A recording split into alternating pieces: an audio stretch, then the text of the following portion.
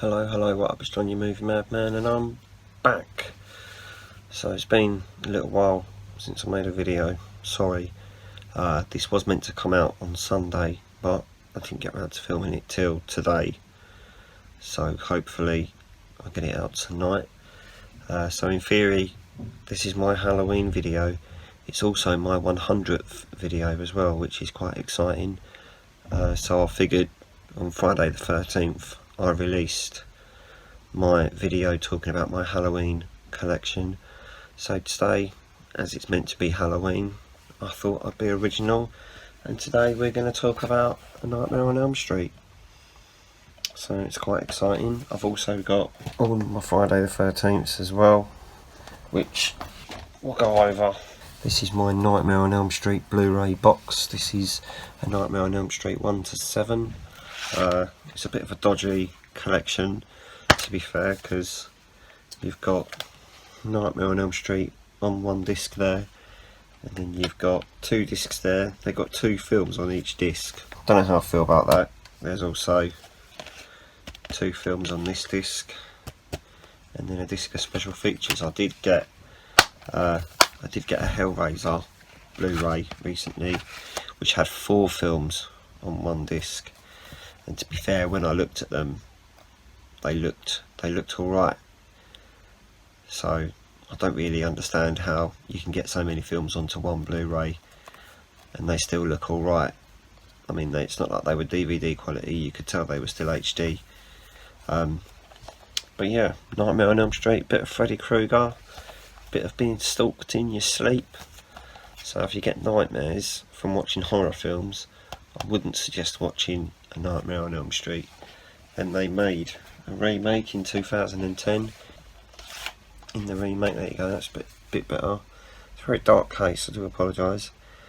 Jackie L. Hurley, who played Rorschach in Watchmen, the movie, he plays Freddy Krueger in this. And to be fair, he did quite a good job. I thought he did quite a good job. So well done. It's not an easy role to take on, considering how good Robert Englund was. It's not a bad remake. I thought it was a good remake, and I love the ending. I love how it ends. It's got a very funny ending. I thought very good how they did that. And then we move on. So I've got these on DVD. My Friday the 13th. There is a Blu-ray box out there which has 2K and 4K restorations of the films on the Blu-rays, which is something I would like to see, but it's only ever been released in the US, so you can only get it if you've got a multi-regional player, which I don't have, so I didn't bother getting it in this collection. There is Friday the 13th, the first one. This is the original one. I believe there is an uncut version of the original now, which I don't think I've seen, but maybe I'll get around to that one day. Then there's Friday the 13th Part 2, the first one featuring Jason Voorhees as a serial killer. Then it moves on to Friday the 13th Part 3. Very hilarious film to see in 3D. There's a lot of really funny forced 3D moments in this film. It looked like literally one of the first 3D films ever made, I imagine. It was made in 1982, so it probably was one of the first ever proper 3D films ever made. But there's a lot of like people stretching towards the camera. It's really forced 3D, but it's just as funny to watch in 2D as well, to be fair. I would love to get the 3D version, I really would. That would be something I'd love to add to the collection. This is the first Friday the 13th where Jason gets his mask as well. The iconic hockey mask comes out in the third one. And then finally, Friday the 13th Part 4, the final chapter. It's probably not the final chapter though, because I've got 6 more just in the Originals franchise, so not quite the final chapter, they should have called that one. Then you move on to Friday the 13th Part 5. Without spoiling it too much, Jason Voorhees isn't in this one, but you'll find that out if you watch it. probably spoil it a little bit, but it's not very good anyway. Number 5. Then you get Friday the 13th Part 6. I'm guessing they called this one Jason Lives on purpose, just so that the audience knew that it wasn't a copycat killer in this one and Jason was back. Friday the 13th Part 6. Then you've got Friday the 13th Part 7.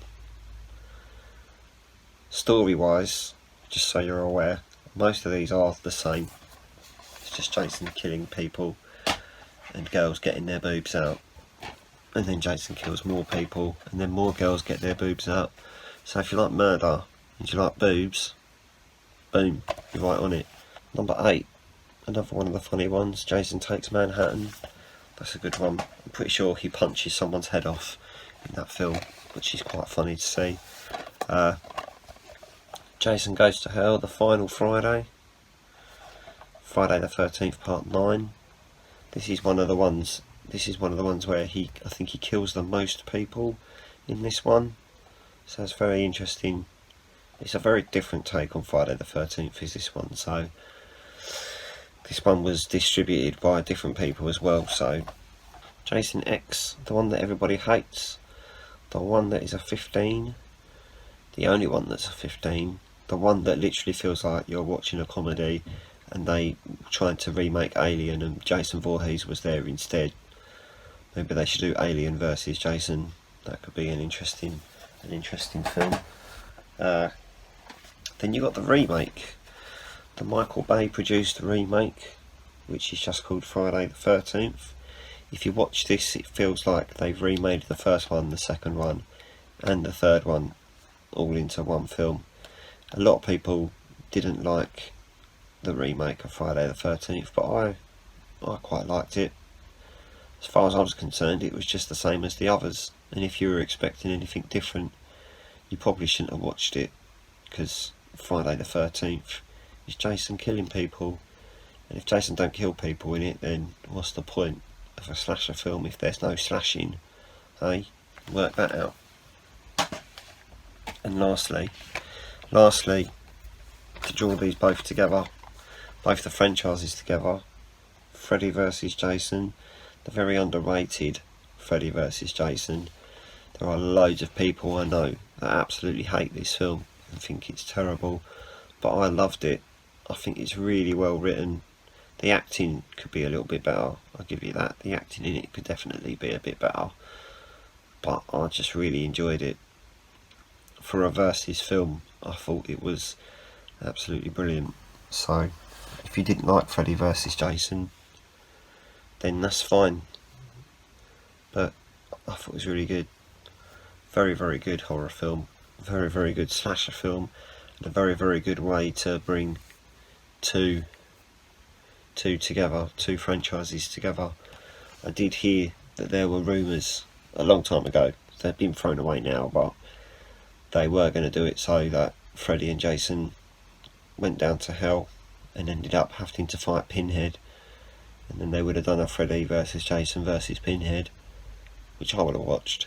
That would have been great, because I love Hellraiser now as well, so, but I didn't do that, so sorry. So that's me showing off again, showing off some DVDs there. Probably have to wash my hands now because I've been touching DVDs. I've been very, very busy, so there hasn't been a lot of videos recently, so I do apologise about that. I will try and get more out. I will definitely try get as many out as I can, but that's really hard, just finding the time to do it, especially when I don't have a lot of time off of work at the moment. When I've got a day off, sometimes I just don't want to spend the entire day making videos, because then there goes my day off and then I'm back at work again and it's just like, ugh. So I am trying. We'll keep the videos coming out, keep the views coming in, keep the likes coming in, keep those subscriptions coming in, and I will keep those videos coming out. Alright, let's work together. Yeah, I'm going to go now, so enjoy the rest of your evening, and I'll see you again soon. Alright, ta-ra.